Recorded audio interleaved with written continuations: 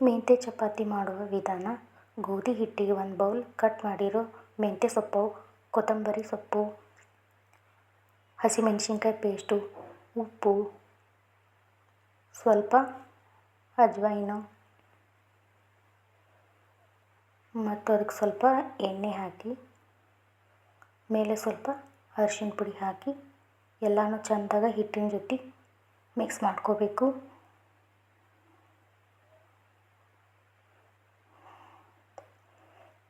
ಆಮೇಲೆ ಸ್ವಲ್ಪ ಸ್ವಲ್ಪ ನೀರು ಹಾಕಿ ಚೆಂದಾಗ ನಾದ್ಕೋಬೇಕು. ಚಪಾತಿ ಹಿಟ್ಟಿನ ಅದಕ್ಕೆ ನಾದ್ರಿ ಒಂದು 10 ನಿಮಿಷ ಮುಚ್ಚಿಡಬೇಕು. ಹಿಟ್ಟು ನೆಂದಿರ್ತೈತಿ. ಎಣ್ಣೆ ಹಚ್ಕೊಂಡು ಸಣ್ಣ ಸಣ್ಣ ಉರುಳಿನ ಮಾಡಿಟ್ಕೋಬೇಕು. ಹಿಟ್ಟು ಹಚ್ಚಿ ಚಪಾತಿ ಲಟ್ಟಿಸ್ಕೋಬೇಕು.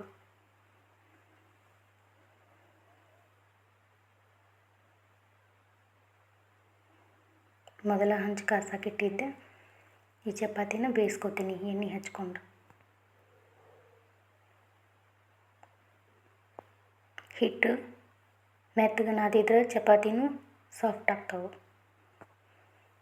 ಎಣ್ಣೆ ಹಚ್ಚಿ ಬೇಯಿಸ್ಬೇಕು.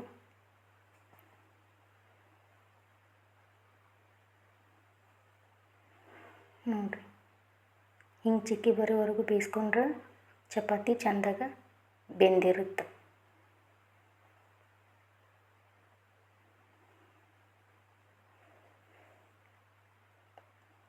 ಮತ್ತೊಂದು ಚಪಾತಿ ಮಾಡಿಟ್ಕೊಂಡಿದ್ದೆ ಅದನ್ನು ಬೇಯಿಸ್ತೀನಿ.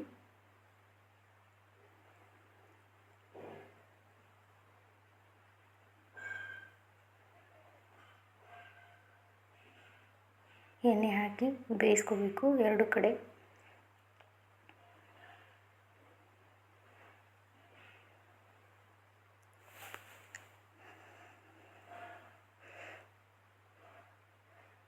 ಪ್ಲೇನ್ ಚಪಾತಿ ತಿಂದು ಬೇಜಾರಾದಾಗ ಯಾವಾಗಾದರೂ ಒಂದ್ಸಲ ಮೆಂತ್ಯ ಸೊಪ್ಪಿನಿಂದ ಈ ಥರ ಚಪಾತಿ ಮಾಡಿಕೊಂಡು ತಿನ್ಬೋದು. ಶೇಂಗಾ ಚಟ್ನಿ, ಗುರೆಳ್ಳು ಚಟ್ನಿ, ಮೊಸರು, ಯಾವುದೇ ರೀತಿ ಗ್ರೇವಿ ಪಲ್ಯಗಳು ಇರ್ತಾವಲ್ಲ ಅದ್ರ ಜೊತೆ ತಿನ್ನೋಕೆ ಟೇಸ್ಟಿಯಾಗಿರ್ತಾವೆ ಮೆಂತ್ಯ ಚಪಾತಿ.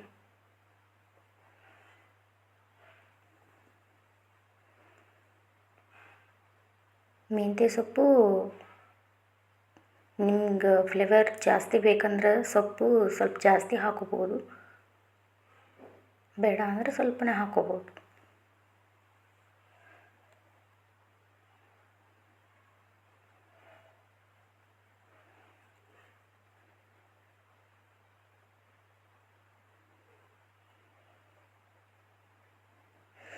ಮಕ್ಕಳಿಗೆ ಟಿಫಿನ್ ಬಾಕ್ಸ್ ಕಟ್ಟೋಕೆ ಚಲೋ ಇರುತ್ತೆ.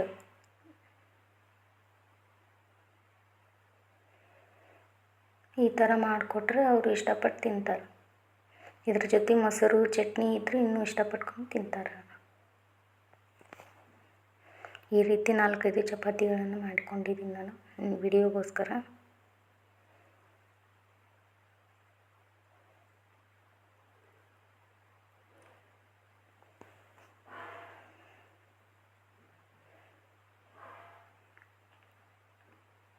ನೋಡಿರಿ, ಹಿಂಗೆ ಚಿಕ್ಕಿ ಬರುತ್ತೆ. ನಾನು ಬೇಯಿಸ್ಕೊಂಡ್ರೆ ಚೆನ್ನಾಗಿ ಬೆಂದಿರ್ತಾವೆ ಚಪಾತಿ.